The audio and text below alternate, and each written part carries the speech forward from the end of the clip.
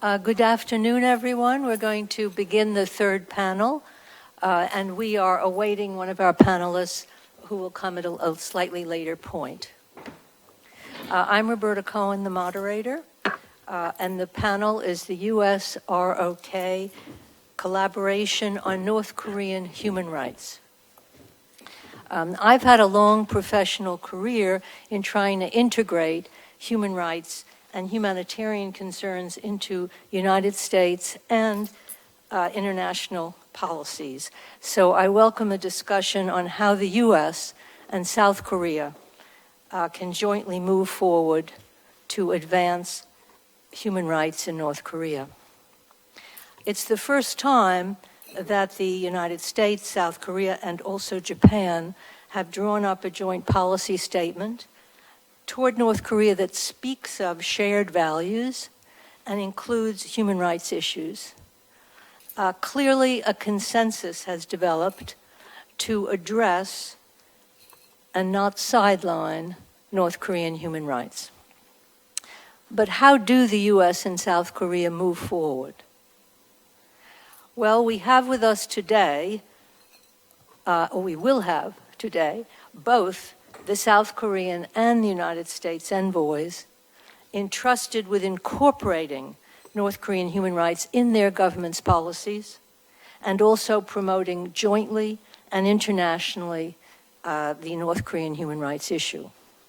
From all our presenters, we will be hearing the challenges the US and South Korea face, the increasing repression in North Korea, the increasing ties between North Korea, Russia, and China, and their impact on human rights promotion. The panel will also look at the opportunities that now exist with a trilateral engagement and arrangement, and identify what approaches might be most effective for advancing human rights. Given the time frame and the number of speakers we have, I'm going to hold up and ring a doll, if needed. Her name is Lulu. Okay. Yeah. Our first presenter is Shin Wha Lee, who is South Korea's ambassador for international cooperation on North Korean human rights. She assumed her position last year and has been bringing to this role a lot of activity infused with academic depth. She's a professor of international relations, great intelligence, shrewdness, and charm. Shin Wha. Thank you. I have your blue scarf as well. Oh. You have the floor. Thank you very much. I had a very enlightening moment when I listened to the second sessions, both panelists and discussants. Hopefully our session will be as enlightening as exciting as the previous sessions as well. Well, this year we are celebrating the 75th anniversary of UN Declaration on Human Rights. But unfortunately, North Korean human rights condition remains quite dire, if not even deteriorating in many fields. And I would say at least there are three main areas we need to think about when it comes to North Korean human rights abuses.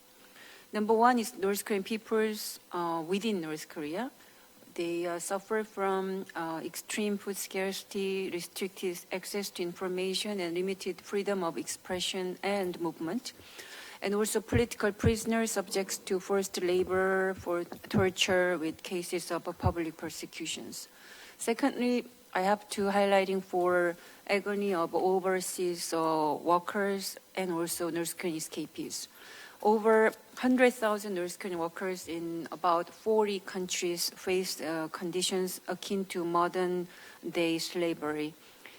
But obviously they are cash cows for the Kim Jong-un regime's economy that is second to revenue from cyber hacking. Overseas escapees risk torture and inhumane treatment if forcibly repatriated, but that one, let me talk about that in details later on. And also, thirdly, the foreign abductees and detainees in South Korea, they are, and also the unrepatriated prisoners of war, and that their families are suffering for 7 or 8 decades for now. Given all those seriousness and also big problems, I think my colleague Kim Jae-chun has mentioned in the first session, the North Korean issue, both the nuclear or other military threats turn out to be, if I can rephrase into my own vocabulary, is a quote-unquote forgotten crisis, because in the midst of the multiple contingencies.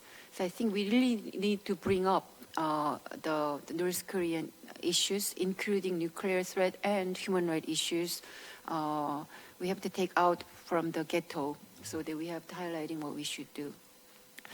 In interest of time, I think I'm going to highlighting the only 2 points. First is the North Korean escapees, and another thing is why I believe North Korean nuclear or military threat and the human rights abuses are the two sides of the same coin. The first, the escapees. Their plight is pretty critical, with thousands having escaped to China. And following the post-COVID-19 reopening of North Korea's border last August, 2,000 or according to the UN Special Rapporteur, 2,600 are supposed to be detained in the border area.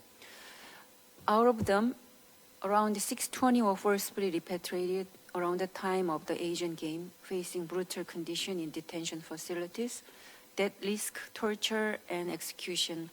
And according to the North Korean escapees whom I met last week, they said that there are Yeonseok County in North Hamgyeongbuk-do, the size of the detention facility is getting expanded now.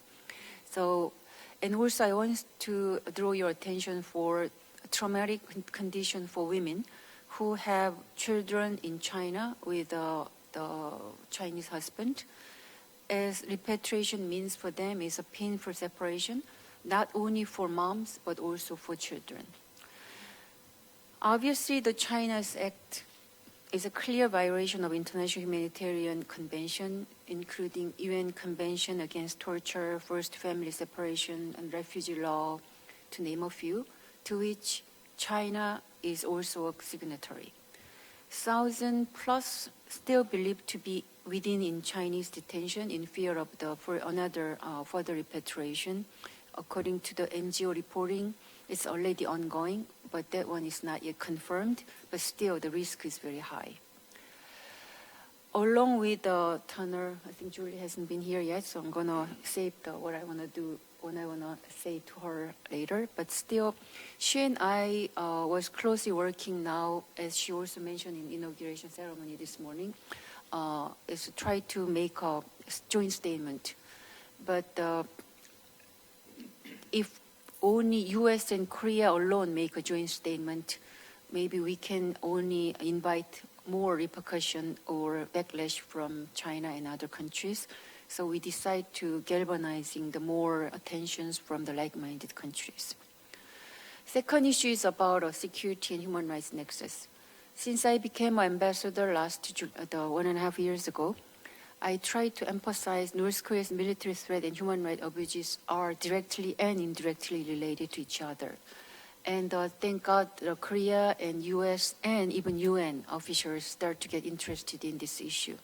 One example is last August, the Security Council finally having an open briefing within first time in 6 years. They drew the attention to undeniable link between North Korean illicit nuclear ballistic missile and the North Korean human rights issues. And the last month in the side event in the United Nations, the US and European and the Korean ambassador, and together with me and Julie Tanner, was talking about this issue again. And North Korea require 5.5 to 5.8 million tons of food per year. That facing always annual shortage exceeding 800,000 tons. According to the Qaeda and other government officers, 71 missile has launched in 2022 alone. but the cost alone could have brought 1 million tons of food. That means if they didn't fire the missile, then that they can feed all those North Korean people, and plus they have a 200,000 tons surplus. Of course, we cannot make those statistics this simply. So that another issue I would like to draw your attention is human rights impact of North Korean nuclear activity, the causal link between nuclear testing and radiation exposure. Since 2006, there are 6 nuclear the tests took place. Underground nuclear test and operation of test site pose a radiation risk to scientists and local residents and forcibly mobilized laborers. And my judgment is political prisoners as well.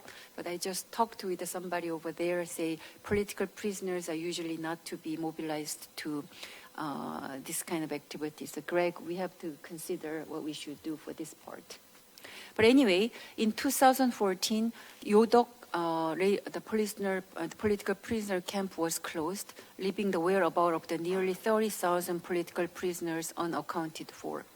There is a need to investigate their fate and the responses behind the apparent expansion of Camp 16 Hwasong, a political prison camp near a nuclear test site. Increasing camp size evidenced by satellite image and escapees account raise concern about the type of forced labor imposed on detainees. We need more verifiable fact, but for that, I try to mobilizing all the possible means to having the politicians and the policymakers and political scientists like us and the medical doctors and statisticians and all those people are together to making interdisciplinary the investigations for those things. So I think because that's very important. So if this is possible, let me just tell you that drawing parallels with the Holocaust, where Jews were forcibly sent to concentration camp and met their end in gas chamber, the prolonged exposure of numerous North Koreans to radiation over more than a decade, to prevent their plight from becoming a so-called silent Holocaust, linking human rights with nuclear testing could be a powerful means to raise awareness and galvanizing attention. Here, we are talking about Korea-US cooperation. Over time, Korea-US have made extensive efforts to resolve North Korean nuclear issue through bilateral and multilateral cooperation, but to no avail.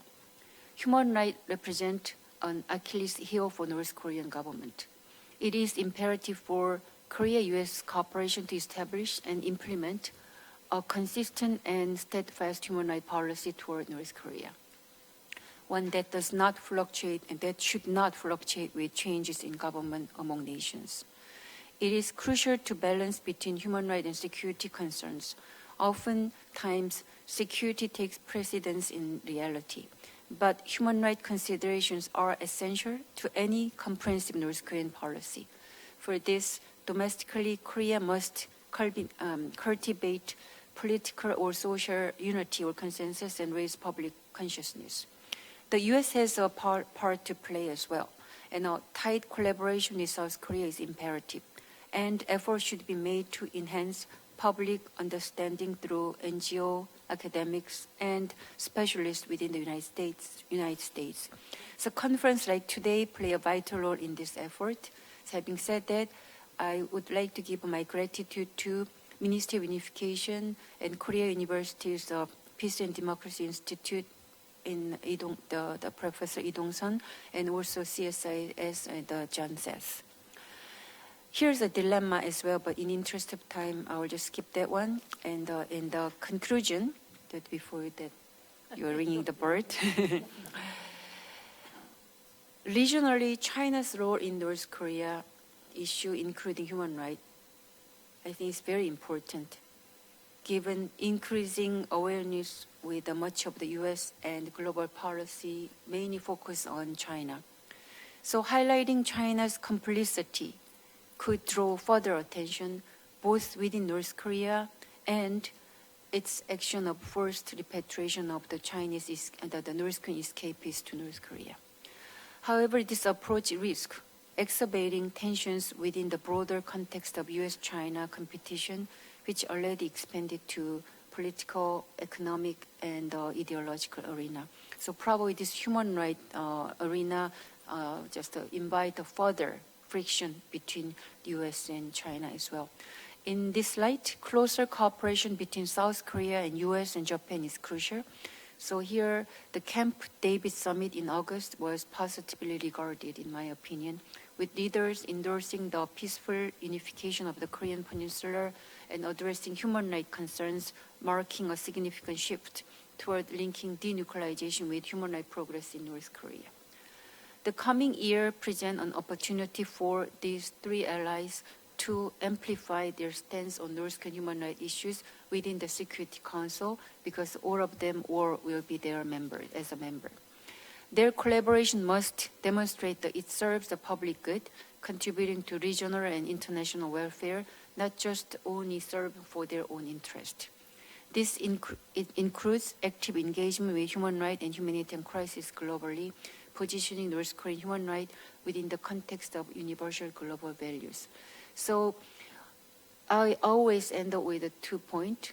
Number one is North Korean human rights should be discussed in the framework of the comprehensive and the global universal perspectives.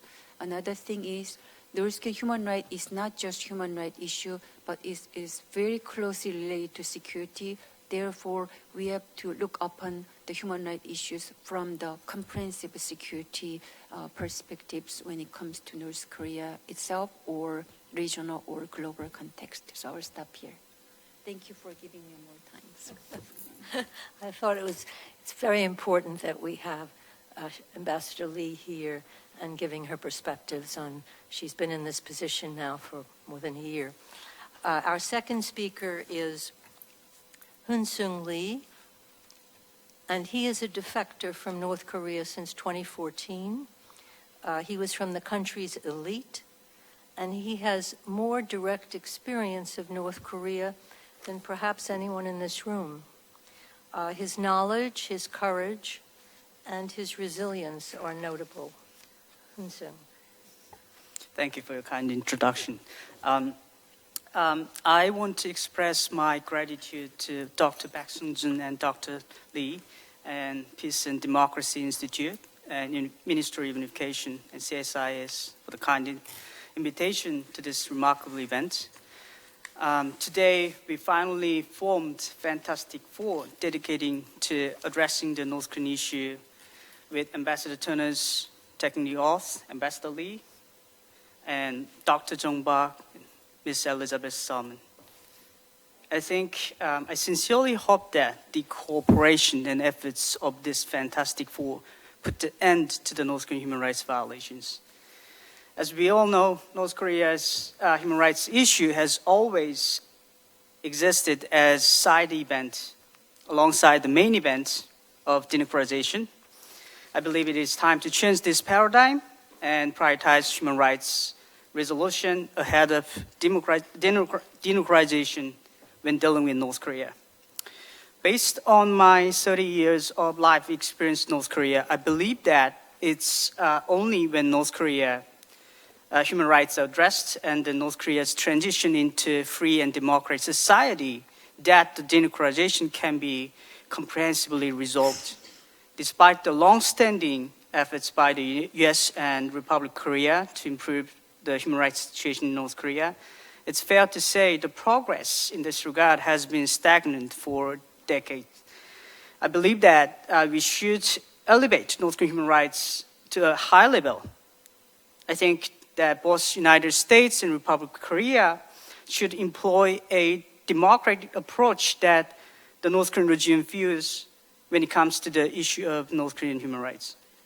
Universal information access, legal cooperation, and public policy. I consider all three of these to be democratic measures that the North Korean dictatorship views the most. First and foremost, the United States and Republic of Korea must intensify their efforts to provide information to the North Korean population and enhance information inflow into North Korea using internet and advanced communication technologies. Again, internet and information campaign, But we all know that the power of the internet during the Russian-Ukraine war and this Palestine-Israel conflict. So informed citizens are better equipped to make thoughtful decisions, and when aware of how they are governed, they can hold their government accountable for its actions. Information is a source of power, making universal access to information a fundamental pillar of a robust and all-encompassing knowledge-based society. Universal information access ensures that everyone possesses the right to seek, receive, and share information and fundamental aspects of freedom of expression. I believe information is pivotal in keeping the public informed and about the important matters. And as access to information is closely intertwined with the freedom of expression, expanding the information access is crucial for laying the groundwork to enhance North Korean human rights.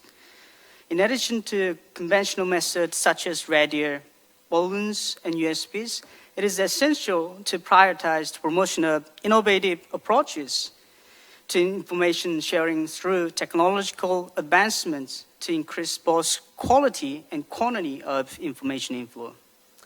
Secondly, the US-ROK can collaborate to enhance international legal frameworks pertaining to North Korean human rights, which encompass the Universal Declaration of Human Rights, the International Covenant on Civil and Political Rights, the Convention Against Torture.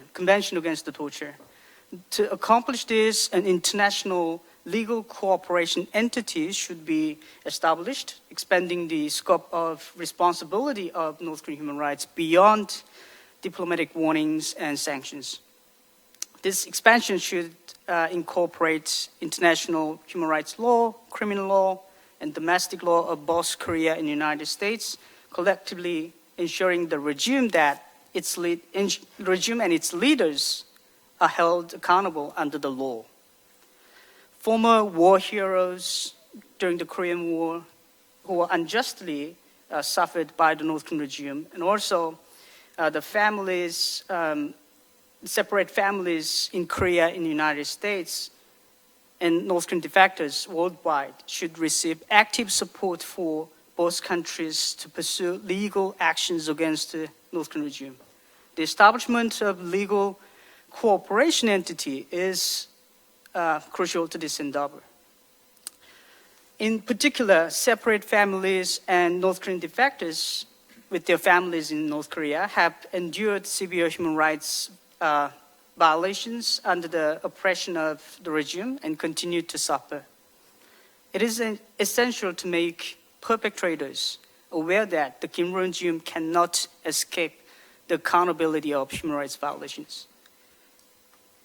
Consequently, sanctions and pressures on those responsible for human rights abuse must be continuously emphasized for preventive measures before such human rights violations occur. It is crucial for the international community widely acknowledge that Kim Jong-un and Kim Yo-jong are the ultimate decision makers responsible for the human rights violations in North Korea. I never any case without the North Korean leaders' ultimate decision for the human rights violations. None of human rights, the victims in prison camp, without Kim Jong-un's signature, Kim Jong-un's permission, no one can imprisoned in the political prison camp. So ultimately, Kim Jong-un and Kim Yo-jong are the ultimate decision makers of these human rights violations. Finally, maintaining consistency, fairness, and transparency is paramount in US-ROK policy cooperation, ensure the effectiveness of their joint efforts to enhance North Korean human rights. Both countries should prioritize human rights within the context of North Korea-related challenges, avoid a situation where changing administrations remains silent about the Kim Jong-un's injustice, exploiting human rights for domestic politics. The different views and policies on international economic sanctions and pressuring concerning human rights abuses will not lead to the resolution of North Korean human rights solution. Providing aid and funds to the North Korean regime must be prevented if North Korean regime are not transparent about the humanitarian assistance. And even though the South Korean companies and then some allies of the United States involved in humanitarian assistance illegally, that must be sanctioned under the United Nations. Transparency is essential in US-ROK policy cooperation to avoid North Korea's tactics could undermine US-ROK alliance. The previous instances, non-transparency in personal North Korean diplomacy by the President Trump and the Moon administration resulted in delays and deterioration of North Korean human rights and democratization. Sanctions and pressure should move forward simultaneously, guided by a shared understanding of United States and South Korea regarding the North Korean regime's authoritarian rule. In conclusion, the endeavor to secure information access, ensure legal accountability, and coordinate policies effectively represents a holistic approach to tackling the complexity of surrounding North Korean human rights. The foundational principles of information access, international legal cooperation, public policy consistency are vital in driving human rights forward and serve as guiding lights for a more promising future in North Korea. The collaborative initiatives of the United States and Republic of Korea will stand as the testament to their unwavering dedication to uphold the principles and strive a world where the rights of all North Koreans upheld and safeguarded. Our stuff here. Thank you very much, Shin. We're going to now hear from Greg Scarlatoiu, who needs little introduction to this audience. He's the Executive Director of the Committee for Human Rights in North Korea, HRNK. He's a well-known spokesperson for the North Korean issue and a strong champion of making human rights a priority in United States and South Korean foreign policy. Greg? On this very important issue. And I think that we do have consensus these days that what we're looking for is a paradigm shift. We're talking, and Ambassador Shin Wha was talking about this earlier, we're talking about highlighting the interconnectivity between very important political, military, security issues and human rights issues. Well, of course, we're here today to talk about the UNCOI as well, 10 years later. Okay, have there been any successes? Perhaps some, as in North Korea adhering to the International Convention on the Rights of People with Disabilities. We don't know if this was the direct result of the recommendation by the UNCOI, but they did join. Mrs. Devante Aguilar, the special rapporteur on the rights of people with disabilities, did visit North Korea a few years ago. She didn't have wonderful things to say about the visit. She knew very well what was going on. She knew that this was tightly controlled, but nevertheless, perhaps one step, half a step in the right direction. The Office of the UN High Commissioner for Human Rights was established in Seoul in the summer of 2015. And we have seen resolutions at both the UN Human Rights Council and the General Assembly, strong resolutions on North Korean human rights. Finally, now this year, we saw the issue being placed on the agenda of the UN Security Council. Again, a step in the right direction.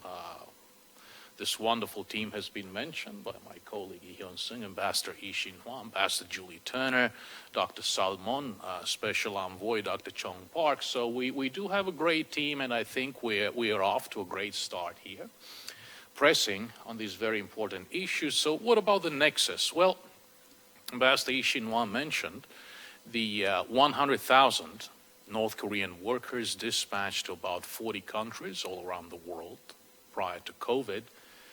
It comes down to a very simple predicament.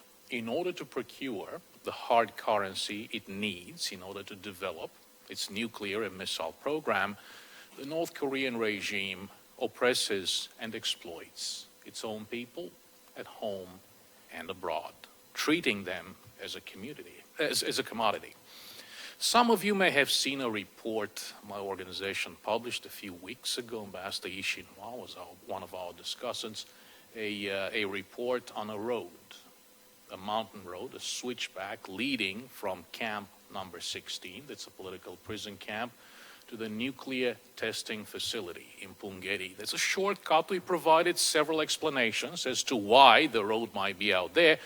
One of these explanations is the possible use of forced labor, of prison camp labor, for cleanup after testing, for a variety of tasks at the nuclear testing facility.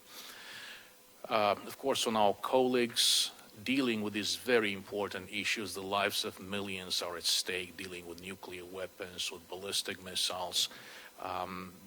Our colleagues in the security community talk about CVID, complete verifiable irreversible denuclearization, FFVD, full final verifiable denuclearization. One must argue that without a resolution to the issue of North Korean political prison camps, there can be no CVID. The North Korean regime does not admit to the existence of these facilities. They're pretty much off limits. You cannot inspect them. You cannot take a look inside these camps. One may as well argue that access to the camps, transparency, may be a very important step in terms of both seeking the improvement of the human rights situation and seeking a resolution to the nuclear issue as well. Again, if you look at North Korean legislation, you see that there is a North Korea that rules by law, and there's a North Korea that pretends to have a rule of law. You look at the North Korean Constitution, wonderful human rights and freedoms, freedom of expression, freedom of association. Is there any implementation? None. Does the North Korean regime have the capacity to implement its laws? Oh yes, absolutely. Look at the recent round of laws on such as the anti-reactionary thought law, laws aimed to crack down on the North Korean people's ability to access information from the outside world. When it comes to laws that keep the people of North Korea oppressed and under the boot of the regime, there is very good implementation all the way down, from the organization and guidance department to the local level, to the weekly indoctrination meeting, to the security agencies being involved. However, when it comes to laws that look good only on paper, including, of course, North Korea's constitution, there is absolutely zero implementation. So I'm here with colleagues who have endeavored to create content and send information into North Korea. I sometimes talk about the three stories that we need to communicate to North Koreans. One of them is the story of the corruption of their leadership, in particular the corruption of the inner core of the Kim family. This is a very peculiar hybrid. So North Korea, there is entrepreneurship in North Korea. Entrepreneurship combines with draconian regime control and the utter absence of real private property, which is a recipe for a tremendous amount of corruption. That's what the people of North Korea continue to experience today. Then there is a story of the human rights. Again, the tension, the fundamental tension between, for example, the North Korean Constitution and other laws, other legislation of North Korea, and Kim Il-sungism.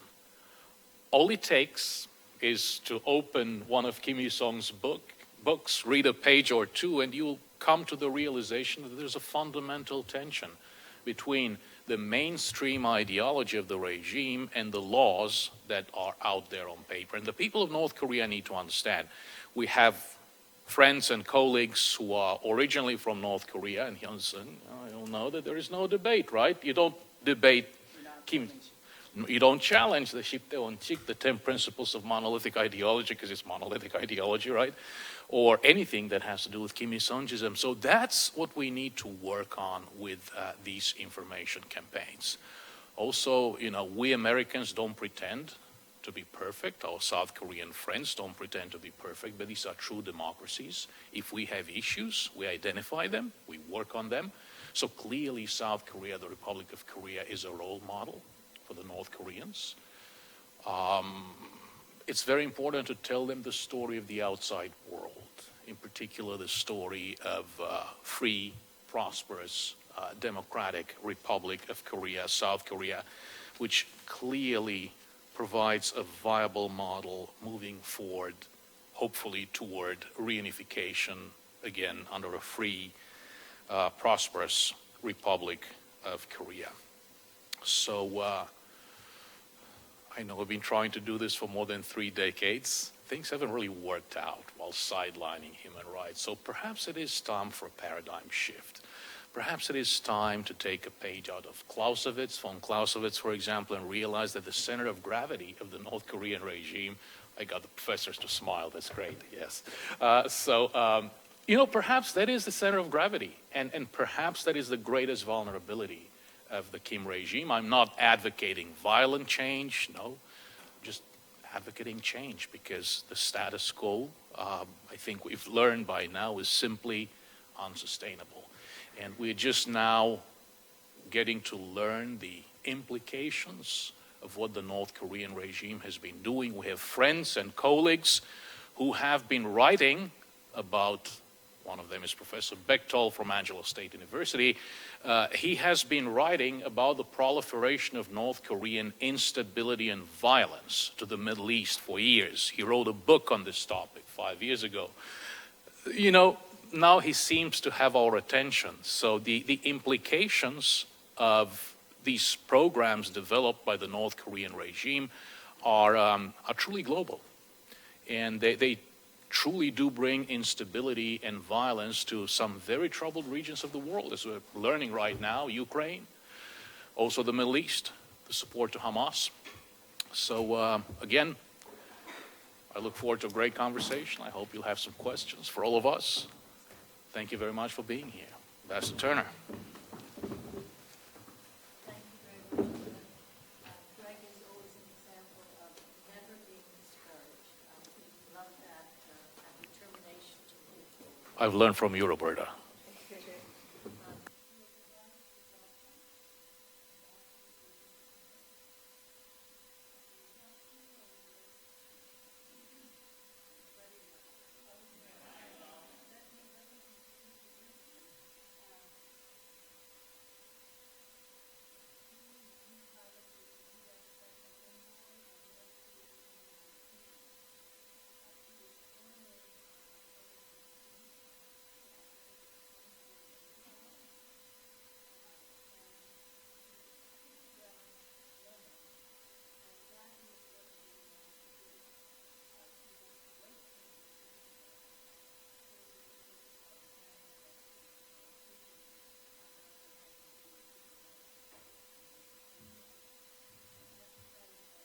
See Julie Turner and Shin Wha Lee here, it really puts a smile on my face. It also makes me feel I can retire. So please, you have the floor, Julie. Thanks, Roberta, and thanks for the kind introduction. You can't retire. I insist that you continue to do the amazing work that you have done over the years. But I'm very pleased to be here today. Thank you so much to CSIS, the Ministry of Unification, and Korea University for hosting this event today. I'm sorry that I was late. It's been a little bit of a hectic day because we did have a ceremonial event earlier this morning, and so good to see so many of you there earlier, but also to be spending this afternoon with this group of renowned experts on this topic. So thank you. But as I'm sure that you've heard from the other panelists, the human rights situation in the DPRK is one of the most protracted crises in the world, and the COVID-19 pandemic has allowed Kim Jong-un to further tighten his control over all aspects of life in the isolated country. Although the DPRK's borders are slowly reopening, we can expect many of the measures instituted under COVID to remain in place, such as the restrictions on unofficial trade, the new border walls, and repressive laws such as the anti-reactionary thought law, which limit North Koreans' access to information and ability to communicate with the outside world. I've been in my position for just over 3 weeks, as Roberta mentioned. This post had previously been vacant since January 2017, when my predecessor, Bob King, stepped down. In the past 3 weeks, I've been working with partners and allies, including especially the ROK, and my dear friend Shin Wha up here, to energize international efforts to advance the dignity and the human rights of the people of the DPRK. This morning, after having my ceremonial swearing in, let me back up. A few weeks ago, after my ceremonial swearing in, I departed immediately for Seoul and spent my first day on the job in Seoul, meeting with the Ministry of Foreign Affairs, as well as North Korean escapees and activists, and Ambassador Lee. So it did, as Roberta mentioned, hit the ground running, and am pleased to continue to work on these issues that have been an important part of my career over the last 20 years. In these meetings in Seoul, we decided to reestablish a regularized bilateral consultation mechanism on North Korean human rights. The United States and the ROK launched this bilateral North Korean human rights consultation in 2016 and held 3 meetings that year and the following year. The revived mechanism will enhance discussion of cooperative measures to address the dire human rights situation in the DPRK. I know that my ROK colleagues share my grave concern about recent credible reports that the PRC has repatriated large numbers of North Koreans, including defectors, to the DPRK. The State Department regularly raises such cases directly with the PRC and will continue to do so in the future, including in close coordination with the ROK government and other allies and partners. As we saw from the Spirit of Camp David joint statement in August, the President is similarly committed to strengthening trilateral cooperation with the ROK and Japan to promote respect for human rights in the DPRK. The joint statement also called for the immediate resolution of issues of abductees, detainees, and unrepatriated prisoners of war. That particular issue is one that is new to the Special Envoy's mandate, but is one that I do plan to focus on quite closely, and did meet with family members of those impacted, and the broader issue of divided and separated families. While much of the program for today's event has focused on hard security issues, I am pleased to be a part of this panel on human rights. As many have argued, we need to end the zero-sum thinking about international security and human rights. We cannot resolve the DPRK's threats to international security without addressing the human rights crisis in North Korea. The DPRK's human rights violations and abuses are inextricably linked with the country's unlawful WMD and ballistic missile programs.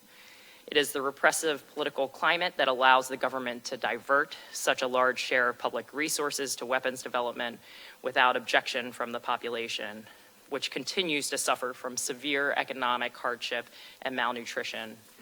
Forced labor, both domestically and overseas, also plays a key role in sustaining the government and generating the revenue it uses for its weapons program. According to NGO reports, North Korean defectors say they faced years of work for either no wages or symbolic compensation, and either had to pay bribes or face severe punishments if they did not report for work at assigned workplaces. And I know a number of organizations like HRNK and others have done great work documenting this systematic use of forced labor. The DPRK sends workers to other countries to work in jobs in a variety of sectors, including construction, hospitality, and information technology. Besides 90% of their salaries going to the DPRK government, these workers are forced to work long hours, more than 18 hours a day, and are under strict surveillance without freedom of movement, particularly when working overseas, as their passports are often held by a site supervisor. They live, eat, and work in confined spaces. They're required to attend regular indoctrination sessions and watch state media together, and are prohibited from accessing independent information, including using a cell phone or they risk severe punishment. The North Korean people have suffered far too long under these abusive policies. I look forward to working with the ROK government and other partners and allies to make clear the link between the regime's human rights violations and abuses and its weapons program. Similarly, I want to make clear that there is not necessarily a zero-sum relationship between accountability and engagement with the DPRK. I will seek to coordinate with the ROK and other like-minded governments to advance accountability for those responsible for human rights violations and abuses in North Korea. I will also seek to reinvigorate accountability efforts at the UN, especially now that we are marking the 10-year anniversary of the Commission of Inquiry report. As many of you know, on August 17th, after a 5-year gap, the UN Security Council held an open session devoted to human rights abuses in the DPRK. Between 2014 and the last session in 2017, they were held annually. We hope to resume this regularized conversation about human rights at the Security Council. While holding this session this past August was an accomplishment in and of itself, it is now important to use that momentum to continue to push for change. While advancing accountability, it's also important to identify areas in which the DPRK may be open to cooperation and reform, whether with us directly or with international organizations or civil society. For example, in September, the DPRK's Supreme People's Assembly discussed as its top issue laws guaranteeing the rights of persons with disabilities, which may provide an opening for conversations about progress on human rights. The DPRK's release of Travis King that same month was also a welcome development. These efforts to hold the DPRK to account while also pursuing cooperation in areas of opportunity are not oppositional but intertwined. And I hope that we can explore more about continuing to speak loudly and clearly about the most egregious abuses happening in North Korea while also looking for these opportunities that I mentioned. Thank you very much for allowing me the honor of speaking to you today, and I look forward to the discussion. I think we all must be taken with the energy and enthusiasm the United States government is showing toward the human rights situation in North Korea, and it's really a particular treat for me to hear that. We have one last speaker, Dr. Katrin Fraser-Katz.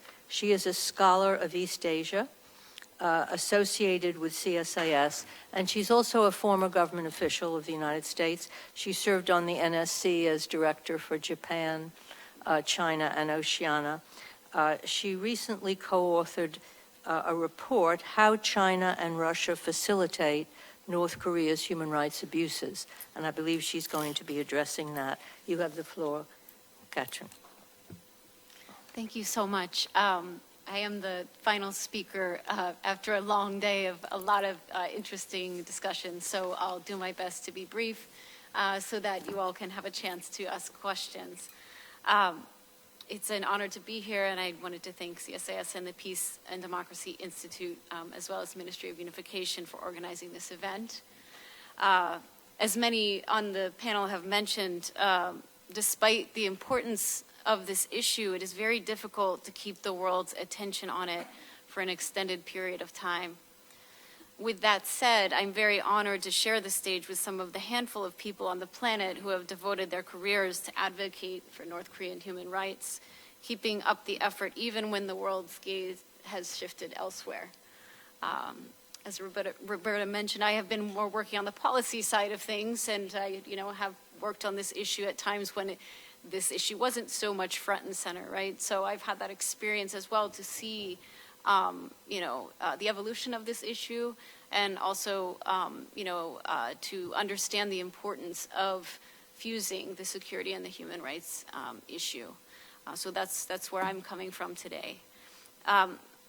My comments today will focus on the geopolitical dimension of the North Korean human rights issue, specifically the ways in which the tightening alignment among China, Russia, North Korea, as well as other actors aiming to challenge the U.S.-led rules-based order, the so-called revisionist coalition, as I've heard Ambassador Lee refer to it in her remarks, have created a number of significant challenges as well as a few opportunities for North Korean human rights advocacy. I will then offer some policy recommendations for the U.S. and South Korea, along with like-minded partners, to continue advocating for North Korean human rights in the midst of these fundamental shifts among the world's powers. As for the challenges flowing from this new geopolitical alignment, the tightening China-Russia-North Korea axis it's also been periodically expanding, or has over time, involved others as well, repressive regimes like Iran and its proxies in Syria and others, has a number of negative implications for efforts to advocate for North Korean human rights, all of which, as Roberta mentioned, are detailed in a paper I was fortunate to co-author with the CSIS's very own Victor Cha as well on this topic, which was based on the insights of an expert panel convened on a not-for-attribution basis by CSIS, the George W. Bush Institute, and the Committee for Human Rights in North Korea. So please take a look at it if you're interested. There's a copy up here. So these remarks will very much reflect the input into that report. The tightening partnership between China, Russia, and North Korea, specifically in terms of the challenges it has created, has made long-standing challenges like pressuring China and Russia to stop aiding DPRK sanctions evasion and facilitating North Korea's transnational slave labor more difficult. It has also created new challenges stemming from the inability to take punitive measures against North Korea in the UN Security Council, with China and Russia no longer willing to impose new sanctions or take punitive steps against North Korea. And it has given China new partners in co-opting UN initiatives to thwart progress on North Korean human rights. This has included things like Russia and China dominating a committee within the Economic and Social Council to reject consultative status for at least one North Korean human rights-focused NGO, and harassing these NGOs at the logistical level, for instance, obstructing event planning to make their work more difficult. More broadly, China can rely on a wider pool of followers to absorb and promote its alternative so-called rights to development approach to framing human rights on the global stage. Specifically, China has proposed a people-centered, or quote, people-centered framing of human rights that see, and I quote here, people's sense of gains, happiness, and security as the fundamental pursuit of human rights. So notably, peace and development is prioritized well above the fundamental pursuit of individual human rights in this framework that China has employed. So those are some of the challenges that this alignment has presented for advocacy on North Korean human rights. But I think there are a few, I dare not say hope, few glimmers of opportunity, despite these discouraging developments, a few glimmers of opportunity that we can glean from these shifting alignments. The first is that the U.S. and ROK are more aligned on this issue perhaps than ever before under the Biden and Yoon administrations. As they noted in their joint statement from President Yoon's state visit to Washington, D.C. last spring, and I quote, "The United States and the ROK condemn the DPRK's blatant violation of human rights and the dignity of its own people, and its decision to distribute its scarce resources to weapons of mass destruction development, which presents a crucial security challenge for the alliance." And so notably, this is an example of how North Korean security issues can be linked directly to human rights abuses, including at the highest level statements. Both administrations, as you all know, have appointed an ambassador and special envoy, which we're honored to have both here today, to take the lead on this issue within the government. And with the support of top leadership of our countries, these officials can now collaborate closely in ensuring that this issue is getting the attention it deserves within the U.S. and South Korea and around the world. And I'm very confident that you will do that, a fantastic job. You already have been doing a fantastic job in that, and I thank you for that. The U.S. and South Korea and Japan, as others have noted, have responded to the China-Russia-North Korea partnership with their own tightening alignment, convening an unprecedented head of state level trilateral summit at Camp David in August this year. The summit statement included, as has been noted, path-breaking language on human rights, indicating not only the degree to which all three leaders are prioritizing this issue, but also their willingness to interlink their country's specific human rights concerns with those of others. The upshot of the above two developments is that the North Korean human rights issue presents difficult challenges, as it always has, but the US, South Korea, and Japan now have better tools than ever at their disposal to manage these challenges. It's kind of a strength in numbers situation with more and more envoys and energy being employed on this important issue. Okay, so just briefly, what to do about it? And there have already been a number of very helpful recommendations offered. These are also detailed in the report that I just mentioned. So I'll just briefly go through a few. For the U.S., step up enforcement of the Countering America's Adversaries Through Sanctions Act, or CAATSA, which prohibits the importation of goods made through forced labor and includes a section that essentially codifies the presumption that all North Korean labor, domestic and overseas, is forced labor. This could entail the use of tip lines to alert DHS and CBP when there are goods entering the U.S. that may be produced by North Koreans in China or Russia. Second, and this is a shortened list, but there are others. Link CAATSA to the Uyghur Forced Labor Prevention Act, UFLPA. The UFLPA was signed into law December 2021, prohibiting importation of goods made through forced labor in the Uyghur Autonomous Region, and has a similar legal framework to CAATSA. The Biden administration has been more focused on UFLPA than CAATSA, so this linkage would help raise awareness of North Korean forced labor while increasing enforcement of CAATSA. Lastly, for the U.S., expand the range of actors involved in North Korean human rights advocacy, specifically through collaborating with U.S. tech companies to audit Chinese contract workers for North Korean human rights abuses, and to impose additional sanctions on Chinese and Russian companies and individuals that employ North Korean forced labor. And just to wrap up, for the U.S. and South Korea together, of course, take advantage of the collaboration among these special envoys, as well as the UN envoys as a platform to amplify awareness and impact of this important issue. Pressure UNHCR to do more to address the North Korean refugee problem, with an estimated 2,000 North Korean defectors currently detained in China, who must be assisted with safe passage to third countries. Take advantage of bilateral U.S., South Korea, and trilateral U.S., South Korea, Japan alignment on North Korean human rights to pursue new initiatives. And I have one kind of last idea, and curious to know to the degree to which others think this may help. As Ambassador Lee has mentioned, universalizing the North Korean human rights issue.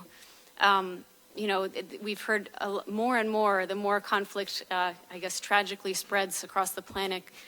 The degree to which this kind of coalition of revisionists is tightening across the world, beyond the region.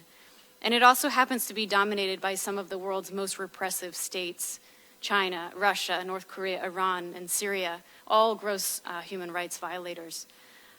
So as Greg mentioned, he's always good with words, so I'll just quote him here. The Kim family preserves itself through a deliberate policy of human rights denial. You could change the proper nouns in the above two, in that quote, and insert China, Russia, Iran, Syria, or others, and the statements would retain accuracy. So this is more of a coalition of repression, perhaps, or both and. Why is it important to maybe identify that? I think it links up North Korean human rights with the notion of universal human rights around the world. And it also denies China, Russia, and these other countries who have, on and off, we can discuss the degree to which their partnership is unlimited or limited to a degree, but they certainly have enjoyed showing a tight partnership on the world stage. But I think they get to a degree some soft power through the current framing as champion of developing countries or superpower rival to the United States in a multipolar world. These are the kind of phrasing that we see in our kind of media a lot. And these are indeed the external logics of the coalition. But I suggest adding to this the internal logic. They repress their own people in order to survive as a regime. They seek out each other's company because they can transact with no pressure for better behavior, no strings attached. For example, I was struck by Russian Foreign Minister Lavrov's quote at a welcome banquet during his visit to North Korea. He said, Russia fully supports all the policies of the DPRK government and people have adopted. So that's music to North Korean regime's ears, of course, and this is the kind of statements that are offered among this coalition to one another. So the external framing is appealing to the global South, ultimate swing states in the battle to maintain or revise the existing international order, which of course these human rights concerns are deeply entwined with. And I suggest that adding this framing both calls out the revisionist coalition for what it is, while making clear for those who choose to align with it the nature of the company they're keeping. Perhaps they won't care, but at least it mitigates against the public relations victories China seeks when it only describes itself as a champion of the global South and heroic arbiter of alternative, redefined liberal values. Thank you. I think this is the first panel I think I've ever moderated that everyone seems to agree with one another. And maybe that says something. Maybe it's about time that viewpoint came to the fore. Before we turn to the audience, we're going to turn to an advisor to the Ministry of Unification, and that is Sun-Young Choi at the very end. Hard for me to look and see you. And she's going to pose some questions to the panelists, and then I'm going to turn to the audience questions to ask the panel. So I hope everyone, we still have, I think, 30 minutes. So I hope everyone on the panel will speak as briefly and articulately as they can, including me. Thank you, Madam Chair, for the warm words of introduction. And it's an honor to be with these distinguished panelists and engage in this meaningful discussion. As briefly mentioned by Madam Chair, I assumed this new position as the Senior Policy Advisor to the Unification Minister, Kim Yong-ho, on the 13th of October, the same day as Ambassador Julie Turner was sworn in as a Special Envoy. Before joining the ministry, I worked for a Seoul-based North Korean human rights NGO for 10 years. And my job was basically to document and analyze cases of North Korean human rights violations. And based upon the knowledge I acquired from interviewing North Korean defectors over these years, I endorse every remark that has been made by the panelists of this session. And some of the panelists have mentioned already, very few human rights situations of our time betray the universal values of human dignity, freedom, and justice more grossly than the appalling records of human rights abuses in North Korea. I also agree with the claim made by Mr. Lee that we have yet to see any dramatic progress in its human rights situation. But though it may not be dramatic, I could find some signs of improvement following the publication of the 2014 COI reports. To give an example, in the 2014 COI report, it is stated that the North Korean authorities used deliberate starvation to control and punish those in detention facilities, causing many deaths. And I personally heard from almost every female victim who had experienced prison life before mid-2010s, that hunger and starvation and malnutrition was so severe and rampant that it only took about a couple of months before female detainees to stop their periods. But according to relatively recent testimonies,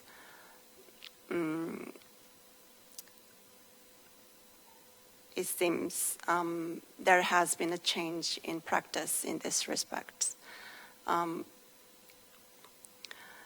Now it seems like access to access to outside food brought by family is allowed for ordinary prisoners.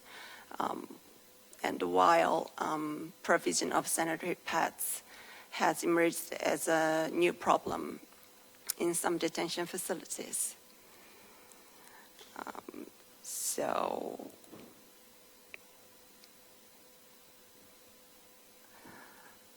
Although the official meals still appear to be insufficient, this is a significant change.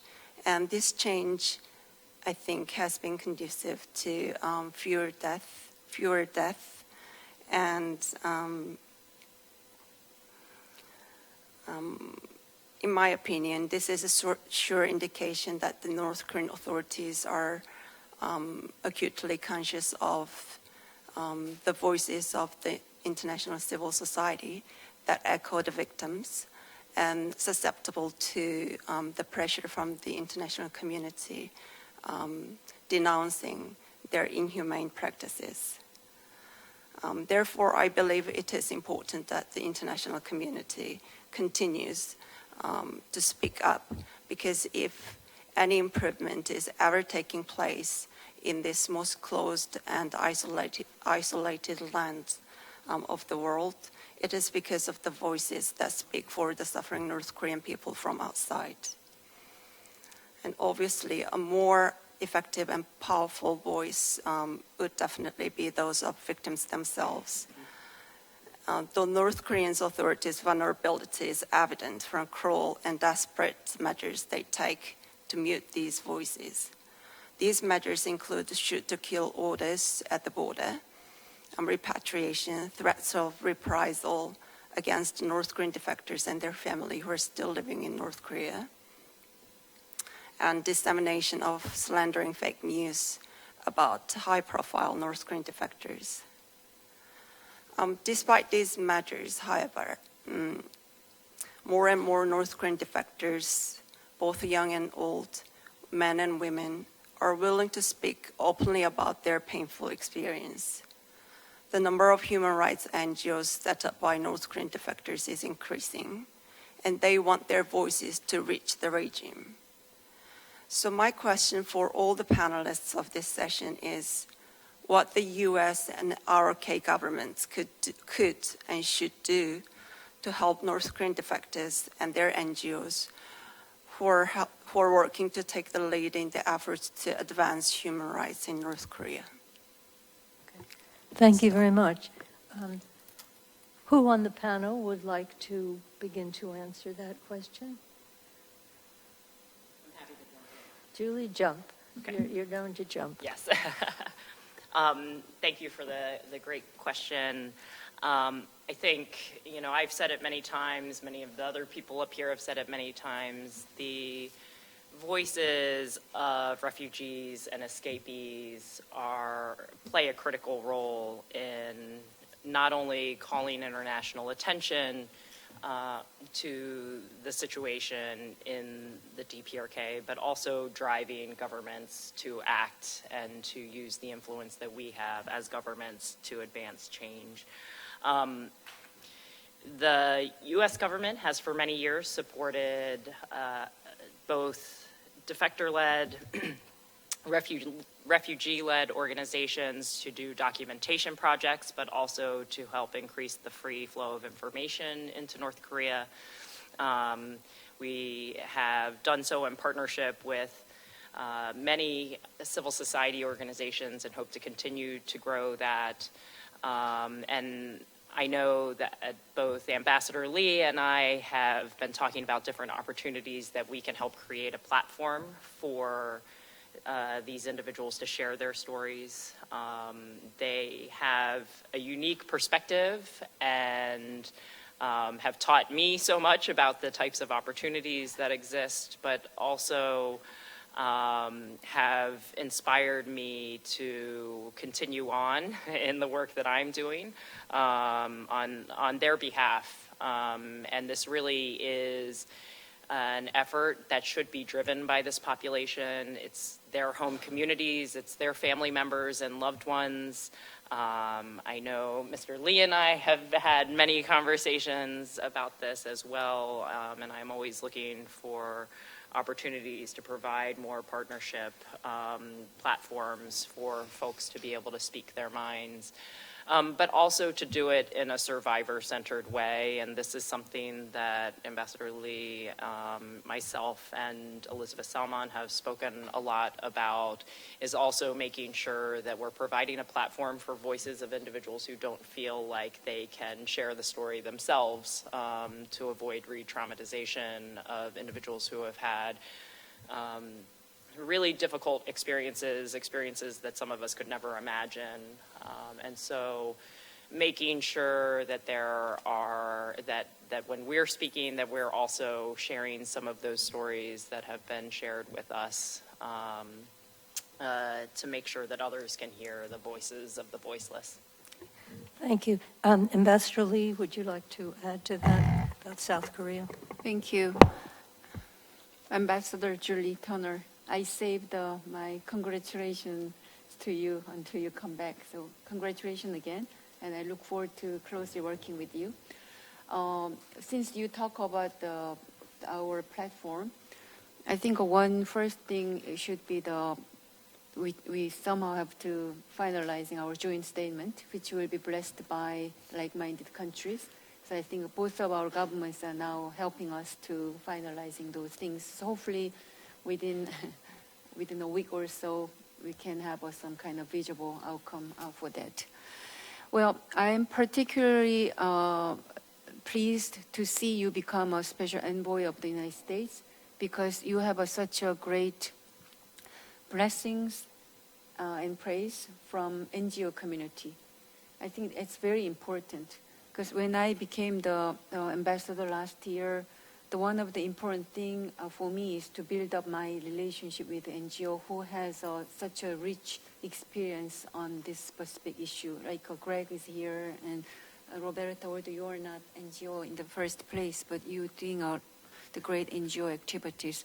Having said that, I think a closer relation with NGO or like escapist community, building up some good, solid relation with them is one of the important stepping stone for us to think about what kind of message we can deliver to China, or what kind of method we can delve into to make some practical outcomes for that.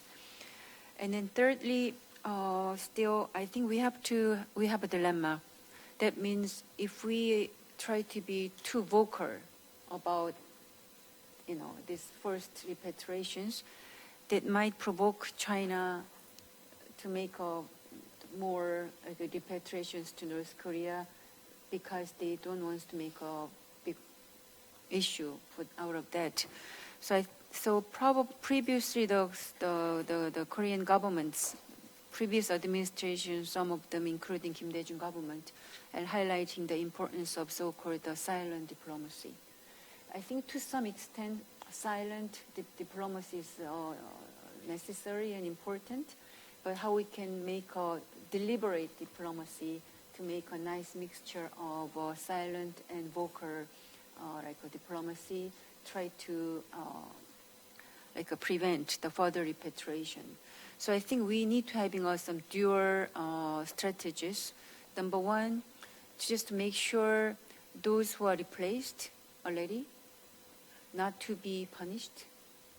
Although last week when I meet with the Defector groups in Hanawan, they said Yeonseok County, Yeonseok-gun in North Hamgyong, they start to expand their detention facilities to incorporating those forcibly repatriated recently. So I think by being vocal about those specific issues, probably we can somehow prevent the critical punishment by the North Korean regime. On the other hand, I think we have to be deliberate, I would say, try to make sure there's no further repatriations. But there are a lot of things by NGO community. They already start having another series of the repatriation, and hopefully it's not true. But still, I think we have to hurry on to make more international activities to prevent those issues as well.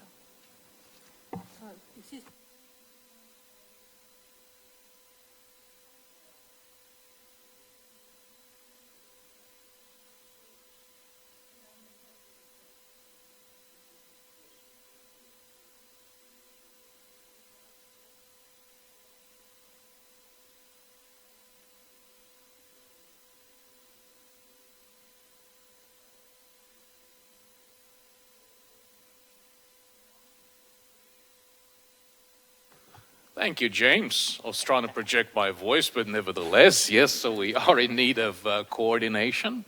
We are in need of a control tower. I mean, of course, these are CSOs. It's not meant to be highly centralized activity, but nevertheless, there is a need for solidarity within the world of civil society organizations. Of course, it also has to do with the resources. These organizations run by our brave North Korean escapees do need the resources to operate, and whether those come to the support of the South Korean government, the US government, or private actors, that will continue to be very important. Making sure that they have the kind of support they need in order to continue to rescue refugees, in order to press hard on all of the relevant issues mentioned today. Okay. We heard on the panel today that at least I heard two areas in which there were possible improvements. One is in the area of disability and helping disabled people, and the other is in the area of food and detention centers. So with that in mind, and in both cases, this has been the result of international pressure. Now we have a question from the audience. How can we persuade North Korea's regime to support human rights when punitive measures have largely failed? Who would like to address that? I'm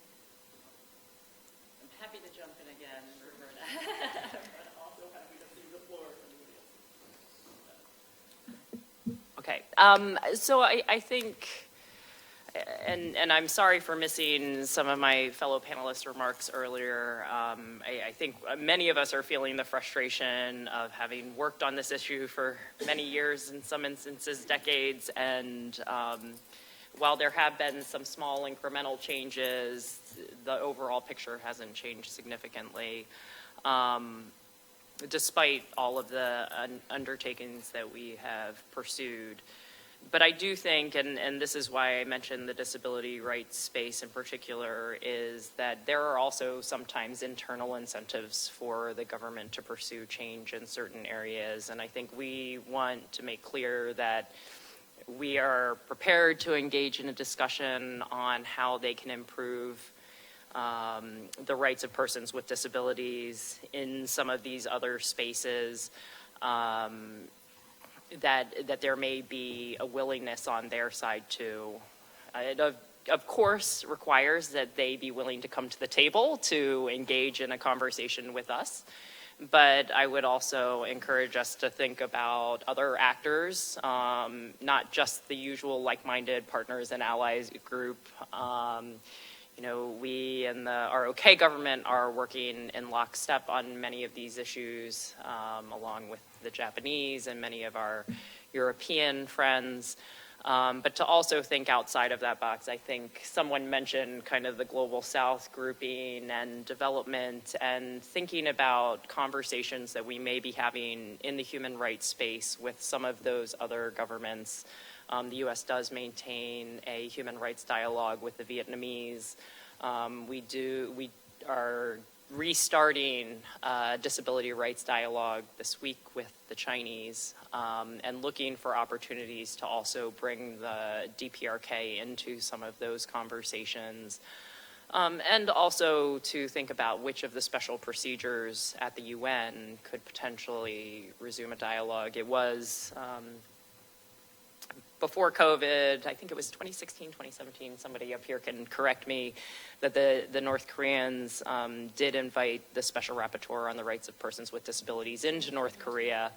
And even though that may not have had the access or the outcomes that we all envisioned, it was the start of at least a rights-based conversation directly with the North Korean government, and I think we should look at ways that we can expand on opportunities such as that. Well, to follow up, to facilitate all those efforts, I think one important step is to make sure North Korea accept the return of an international organization, not only for those disabled, but also UNICEF or WFP, and all those international organizations are ready to go back. But as far as I understand for now, the North Korea appears to be more constructively engaging with individual country from the European country, particularly the English, the Great Britain and the Sweden. So it's okay, they are just accepting those individual countries, but I think acceptance of the return the international organization is very important. Speaking of the special rapporteur of the disabled, when I met with, I just forgot his name, from Irish gentleman, I think he just stepped down as the envoy rapporteur for now, right? He tried to discuss with those North Korean representatives in Geneva for his possible visit to North Korea last year. And I think he said things moving on. That's the last thing what I heard, but obviously nothing happened. So those role of the international organization is very important. But once again, since we are talking about here for collaboration between the Korea and US over this specific issue, Julie Turner was lining up for the 5 important points for her mandate or expected work, including accountabilities and also the closely working with those the NGO community and etc. And in addition to that, as we both mentioned about it, security and the human rights nexus is very important. I'm saying this not because I am a political scientist interested in multilateral security, but also because I think this is probably one of the very powerful mechanism we can pressure the North Korea as well.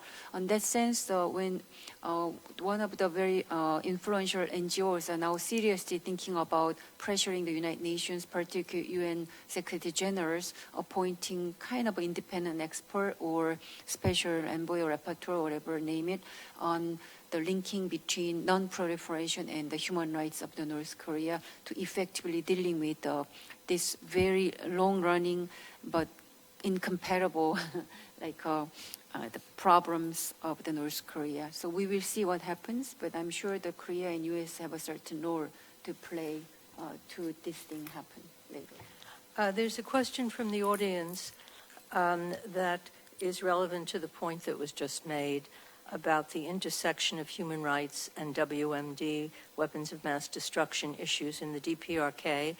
Many who will watch the recording of the event will have a nuclear weapons focus. What message do you have for them about how to incorporate human rights issues into WMD issues?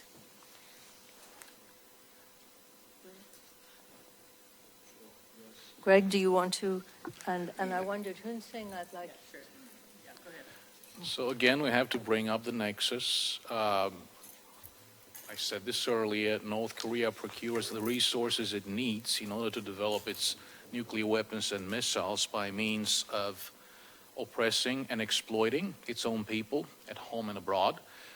We had a question earlier about pressure. Well, I would argue that there has never been a maximum pressure campaign geared on human rights. Sanctions resulting from UN Security Council resolutions are meant to do away with the production and proliferation of North Korean nuclear weapons and ballistic missiles. Even requesting countries hosting North Korean workers had very little to do with the human rights rationale. It had everything to do with severing access to funding that supports the nuclear program. The Kim family regime has survived with nuclear weapons and without nuclear weapons as well. Arguably, the greatest strength and also the greatest vulnerability of the North Korean regime is its very ideology. The people of North Korea themselves have to understand the deep rift, the deep gap between their official ideology and the reality on the ground and the obligations that North Korea has assumed. I'm afraid that the WMD program is not possible without funding and the human rights violations. So I advise panelists and other people that just to put aside WMD and prioritize human rights issue. Even if we resolve denuclearization, when we raise voices for the human rights and the North Korean regime eventually restart the nuclear program. So it's like a vicious circle back and forth. And going back to the second question briefly, and I would say, no, first question. So for defectors, securing the escaping route is essential.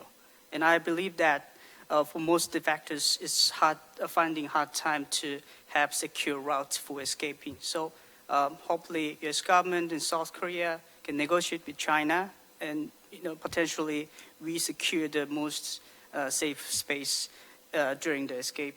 And secondly, North Korean defectors, they're still worrying about the relatives in North Korea. So that's why I'm mentioning legal procedure to protect them. So international community will make voices against North Korean regime. North Korean regime might rethink that to harm relatives of defectors in North Korea. So I hopefully the US government in South Korea can enhance the legal procedure to protect North Korean relatives, North Korean families in North Korea. Katrin, did you have anything you wanted to say about the WMD? Yeah, I mean, I very much agree with the ideas that I presented. I have some specific insights. I mean, we're certainly outside of denuclearization process now.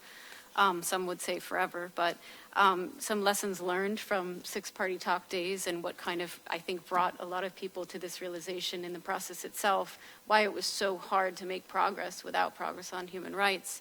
At that stage, I had worked for the Bush administration. President Bush cares very deeply about this issue. To this day, Bush Center work on this is, very, very important. But at the time, it was kind of the idea that human rights would be dealt with in the normalization stage. Like the U.S. and North Korea could not have normalized, relationship without the human rights. In the process itself of this, the various statements, joint statements in the six-party talks, there were steps that were very difficult to complete without human rights progress. Transparency, to build trust that North Korea was actually doing what it said it would do. Verification, letting in monitors to actually see what's going on. And lastly, economic incentives, which are part of the package for leverage, right? And inducement, economic, could not be provided because of U.S. law, and sanctions tied to human rights issues. So these are very concrete issues in addition to all the points that have been mentioned on the panel for why you get stuck in this process without an opening up of the regime.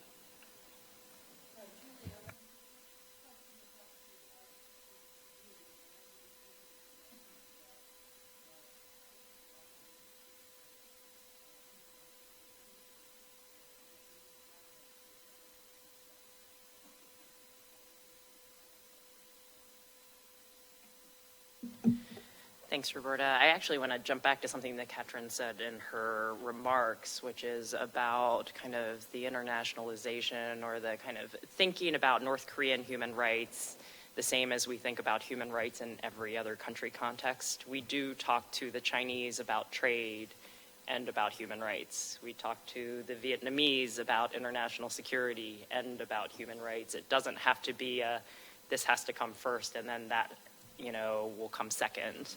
These things can be done simultaneously. We can multitask. We do it everywhere else in the world, particularly in these environments where the human rights situation is as dire as it is in North Korea. So I would just encourage people to think about it within that context, that human rights and talking about human rights also helps advance progress in the security space. These things are, as I've said, as the U.S. government has been saying at the UN and in our bilateral remarks, that the international peace and security is inextricably linked to human rights, not just in North Korea, but globally across a whole range of country contexts. And I think to that end, conversations like this one, where human rights is integrated into a broader conversation about international security, is extremely helpful. So again, I will give a shout out to our hosts today at CSIS and MOU and Korea University for hosting it.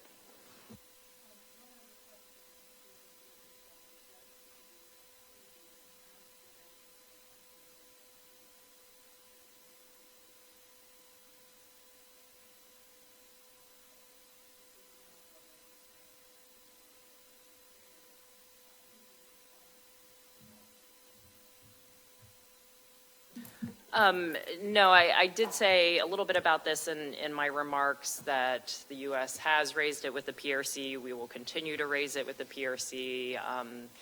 We call on all member states of the UN to abide by their commitments under the various international treaties that cover this issue, and to abide by the principle of non-refoulement. And that also extends beyond just the Chinese. It also extends to the Russians and other governments that have also been implicated in, I would say, facilitating the North Koreans' transnational repression through the refoulement of these refugees. But also to Mr. Lee's point, there is a step that we need to take, which is not just calling the PRC not to refoul additional North Koreans, but also to hold them accountable for the ones that they did refoul, and to ask them and to ask the North Koreans, okay, if this was just returning economic migrants, then, okay, where are they?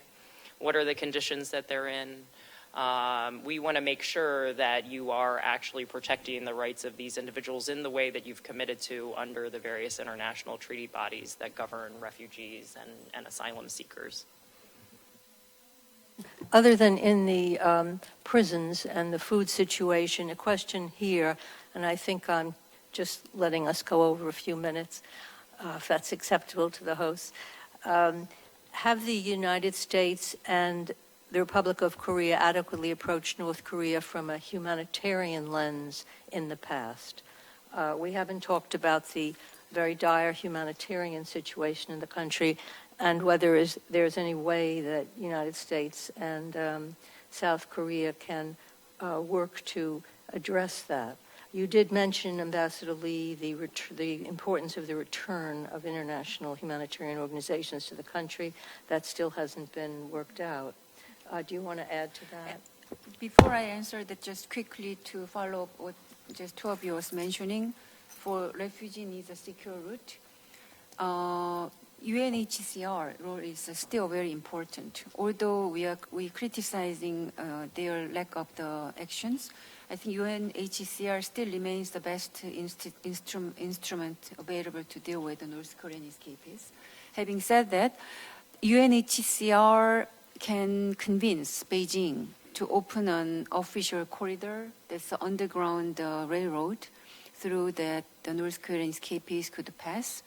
Of course, it's helped or escorted by UNHCR officials on their way to Vietnam, Laos, Myanmar, and Mongolia. And also, Julie, Beijing can be persuaded if they can just once in a while allow the amnesty for those illegal immigrants, what they label those escapees without any exception, right? That is to conduct more becoming a P5 or a global leader. So if we can persuade China in that way, that would be great. About the international humanitarian assistance, well, they tend to criticize under the conservative government of South Korea, there is no humanitarian assistance or constructive engagement with the North Korean government. But I have to tell you that even under the progressive government who tried to making a more engagement policy with the North Korean regime, there was no single South Korean NGO were able to get into the North Korea to provide some humanitarian assistance. So it's been more than 10 years. No single South Korean NGO was able to get into the inside the North Korea.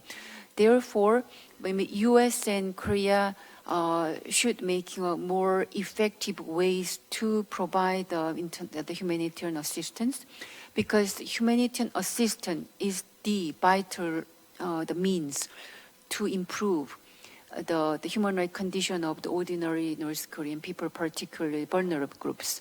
So having said that, I think we have to more engage with the international community, particularly United Nations, how Korea and US can be more proactive to direct or give suggestions to international organization, particularly UN, to getting into the North Korea to provide humanitarian assistance so that they can provide the necessary food and kind of the other necessities to the mouth of those needy people.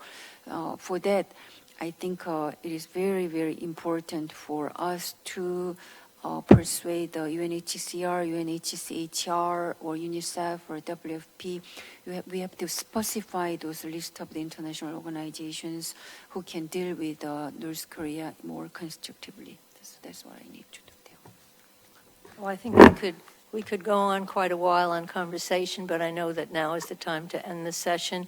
I hope that the group has persuaded those listening about the linkage between international peace and security and the nature of the North Korean regime, and that human rights issues, I think Shin Wha Lee said it very well, that only when North Korean human rights are addressed and North Korea transitions into a more open society will the nuclear issue really be able to be resolved in any comprehensive way.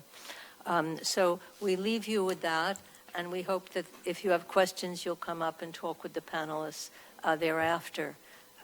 Thank you very much. Thank you.